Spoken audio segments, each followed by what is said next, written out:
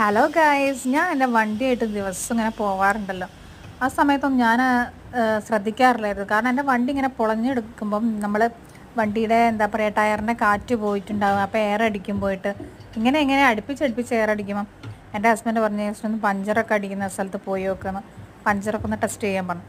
അവിടെ ചെന്ന് നോക്കിയപ്പോഴാണ് അറിയുന്നത് അവർ ഇതിൻ്റെ നെക്ക് പോയിട്ടുണ്ടെന്ന് പറഞ്ഞു. എനിക്കിതിൻ്റെ സംഗതികളൊന്നും ശരിക്കും പറഞ്ഞാൽ അറിയില്ല. ഞാൻ ആദ്യമായിട്ടാണ് ഇതിനൊക്കെ ഇങ്ങനെയുള്ള സ്ഥലത്തൊക്കെ പോയിട്ട് ഇതൊക്കെ ചെയ്യുന്നത്. അപ്പോൾ എന്തായാലും എല്ലാം നമ്മൾ ചോദിച്ചറിയണമല്ലോ, എന്താണ് നിങ്ങൾ ചെയ്യുന്നത്, അപ്പം ഇതെത്ര കാലം നിൽക്കും.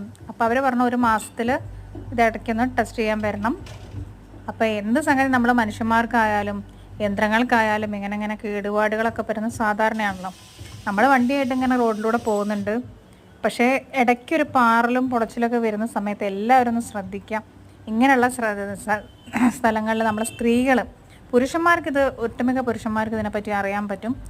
അപ്പോൾ അവർ കൂടുതലും എന്താ പറയുക, ഇപ്പം പിള്ളേർക്ക് പോലും ഈ ഇങ്ങനെയുള്ള കാര്യങ്ങളൊക്കെ ശ്രദ്ധിക്കാനും ഒക്കെ കൂടുതൽ ഇൻട്രസ്റ്റ് വേണം. അവർക്ക് നമ്മളെക്കാട്ടും ഒരു ഗ്യാസ്പ് ചെയ്യാനുള്ള കഴിവുണ്ട്. പക്ഷേ സ്ത്രീകൾ ഇങ്ങനെയുള്ള കാര്യങ്ങൾ കുറച്ചുകൂടെ ശ്രദ്ധിക്കണം. കാരണം എങ്ങാനും നമ്മൾ ശ്രദ്ധിക്കാണ്ട് പോയാലും എങ്ങനെയെങ്കിലും റോട്ടിൽ നമ്മൾ എവിടെയെങ്കിലും തെന്നി വീഴോ എന്തെങ്കിലും അപകടം പറ്റുമ്പോഴായിരിക്കും നമ്മൾ ശ്രദ്ധിക്കാം.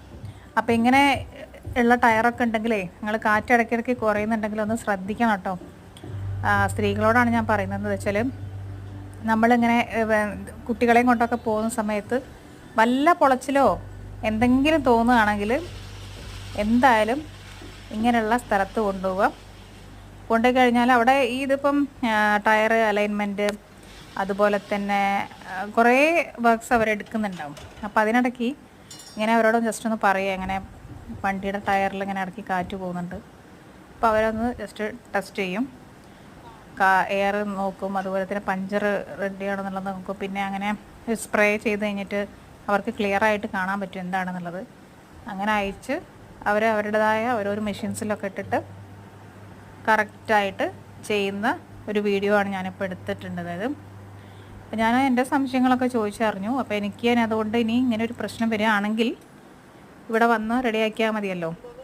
ഇത് ഫ്രണ്ട് ടയറാണ് ഇപ്പം ശരിയാക്കിക്കൊണ്ടിരിക്കുന്നത്. അപ്പോൾ എന്തായാലും ഈ വീഡിയോ നിങ്ങൾക്ക് യൂസ്ഫുൾ ആയിട്ടുണ്ടെങ്കിൽ തീർച്ചയായും ലൈക്ക് ചെയ്യാനും ഷെയർ ചെയ്യാനും കമൻറ്റ് ചെയ്യാനും മറക്കരുത്. ബൈ.